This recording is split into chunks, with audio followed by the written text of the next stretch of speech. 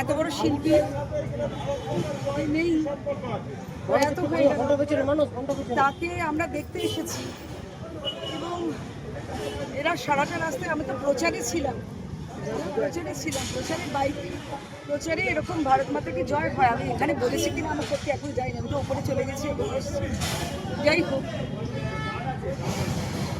আমি ওদের বলবো ওর নামে অমর রাহে যেন ধ্বনি দেয়। ও তো অমরই থাকবে। এটা পরপর কি হচ্ছে, আমি একটা কথা বলছি, এই যে আমরা শুটিংয়ে যাই, আমি ছোটোবেলা থেকেই শুটিংয়ে যাই, আমাদের নিরাপত্তাটা কোথায়? কদিন আগে জুবিন গার্গ, তার আগে কেয়া চক্রবর্তী, এখন আমাদের রাহুল। এটা কি হচ্ছে? এটা খুব অবাক কাণ্ড। আমাদের নিরাপত্তা বলে কিছু নেই। নিরাপত্তা